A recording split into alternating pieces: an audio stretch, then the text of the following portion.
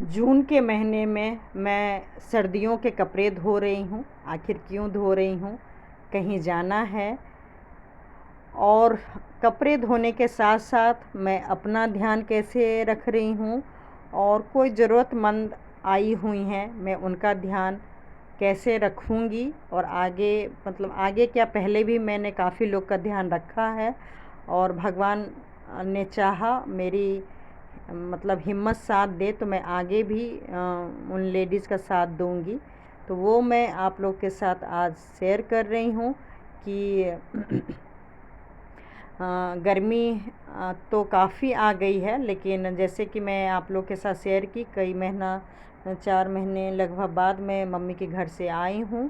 तो सर्दी के कपड़े बहुत से, वैसे तो हस्बैंड अपने हिसाब से धो के रखे थे, ये मैंने मशीन दिखाया, एक बस बटन ऑन करना था और फुल्ली ऑटोमेटिक था, लेकिन फिर भी हस्बैंड मशीन में कपड़े ना धो के हाथ से अपने हिसाब से धो के रखे थे। लेकिन मेरे हिसाब से तो बहुत ही गंदा था, और क्योंकि अभी 6 महीने 8 महीने के लिए ये सब कपड़े रखना है, तो ऐसे तो देखिए जेंट्स रख सकते हैं, हम लेडीज़ तो नहीं रख सकते हैं। तो कुछ तो ड्राई क्लीनिंग के लिए दिया, कुछ जो हाथ से धो सकते हैं वो हाथ से धोई, और बाकी जो बिल्कुल ही बेकार से सिंपल से रातों में पहनने के थे, वो सब मशीन में डाल दिया। क्योंकि एक तो इतना टाइम नहीं, घर का सारा काम करो, और हाथ से कितना धोती, वैसे ही तबीयत ठीक नहीं है, और गंदे में रह नहीं सकते, और इसको गंदे ऐसे ही रख नहीं सकते थे। तो चाहे सर्दी का हो चाहे गर्मी का हो, डेली एक तरफ मशीन भी लगाती थी, और घर की सफाई भी धीरे धीरे सब कुछ टाइम मैनेज कर लिया था। और घर के अकॉर्डिंग डिसाइड कर लिए थे कि ये सारा काम निपटाने में मुझे 15-20 दिन से ऊपर तो आराम से लगना ही लगना है। क्योंकि एक एक काम किया था, सारे अलमारी उथल पुथल हो रखे थे, 3 अलमारी कोई सामान ढंग से नहीं था, वो सब पूरा ठीक किया। और किचन का एक एक चीज़, और सफाई डस्टिंग जो भी है, इतने तो वीडियो बना ही नहीं पाए, क्योंकि कितना वीडियो बनाते जितना घर का काम किए। क्योंकि वीडियो काम करने में इतना वीडियो बनाने का फिर मन भी नहीं करता है। और ये सारा कुछ इसलिए जल्दी जल्दी कहिए करना पड़ा, क्योंकि पता है आप लोग को कि मेरा कई महीने से ट्रीटमेंट चल रहा है, और वो भी डॉक्टर मुझे हर महीने बुलाते हैं। कई डिपार्टमेंट में मेरा इलाज चल रहा है, गायनी में जाती हूँ, आँखों के डॉक्टर के पास, और ऑर्थो के पास हाथ दिखाने के लिए, और मेडिसिन शरीर में जो भी कमी है, विटामिन डी, कैल्शियम, होमोग्लोबिन, वो सब वहीं से पता चला, तो वो सारा दवाई देते हैं। तो ये सारा मैं फ़ाइल अपॉइंटमेंट एम्स में, दिल्ली के एम्स में मेरा इलाज चल रहा है। तो सब अपॉइंटमेंट जब लास्ट जाते हैं, तो नेक्स्ट 1 महीना का या 2 महीना जब भी जाना होता है, तो वो सब का अपॉइंटमेंट लेना होता है, और याद भी रखना होता है कब कब कौन सी डिपार्टमेंट में जाना है। और वो सारा फ़ाइल एक दिन पहले ही पूरा, एक दिन पहले क्या, बीच बीच में देख के याद रखी हूँ। पता चला कि आँख के पास, आँख का जाना है तो अब गायनी का फ़ाइल लेके चले गए, और गायनी में जाना है तो आइज़ वाला फ़ाइल लेके चले गए।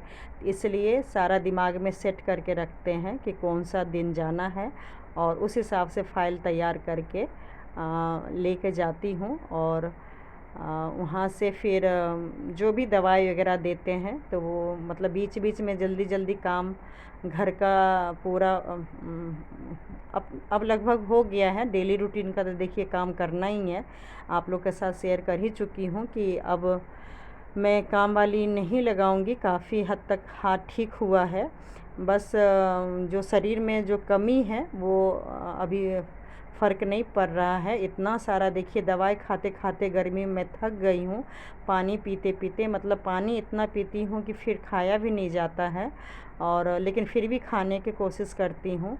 क्योंकि ऐसा कहीं नहीं लिखा है कि आप ड्राई फ्रूट्स खाएं या दूध पिए या फल खाएं तो ही आपका या दवाई लें तो ही आपका हीमोग्लोबिन या आयरन कैल्शियम बढ़ेगा। एक गरीब लोग नॉर्मल खाने से भी उनका हीमोग्लोबिन सही रहता है। तो मैं दोनों चीज़ कर रही हूँ, खाने पे भी ध्यान दे रही हूँ पूरा। और दवाई जो दिए हैं, गैस बन जाता है। और ये सब गलती देखिए मैंने किया था जब मेरी बेटी होने वाली थी छोटी, तो मुझे गैस की प्रॉब्लम थी। और ये जो विटामिन, कैल्शियम, आयरन की दवाई देते हैं, तो वो सब मैं नहीं इतना खाती थी लेकिन बहुत कम खाती थी। और उसी का नतीजा शायद है जो कि मुझे आज इतनी परेशानी हो रही है।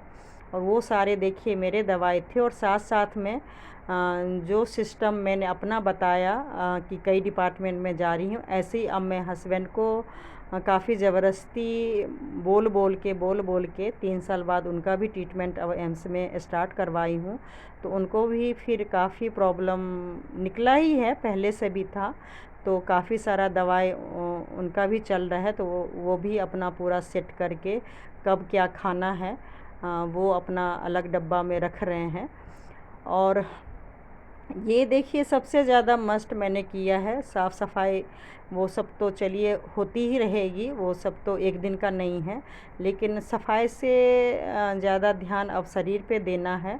और अपना ही नहीं सभी का ध्यान देना है। जो कि मैं टेंशन कहिए, यूट्यूब का काम कहिए, ऑनलाइन काम कहिए, कुछ भी कहिए, मैं अब वो सब चीज़ को क्या याद करूं, जिसके कारण हाँ शरीर अपना ज़रूर बर्बाद कर ली थी, अपना या फैमिली के लोगों का, या और भी कई लोगों का हाथ है। वो सब भी मैं धीरे धीरे शेयर करूंगी कि आखिर मतलब मेरा या मेरे हस्बैंड का ऐसा बुद्धि क्यों हो रखा था कि हम लोग डॉक्टर के पास नहीं जाते थे, इलाज नहीं करवाते थे। बहुत कुछ की जानकारी मिली है, तो धीरे धीरे मैं वो सब भी शेयर करूंगी। लेकिन अब ये हमने मस्ट कर लिया। पहले भी जब मेरा हाथ टूटा था तो शेयर की थी कि दूध में मतलब मखाना को गर्म करके पीस के रख लीजिए।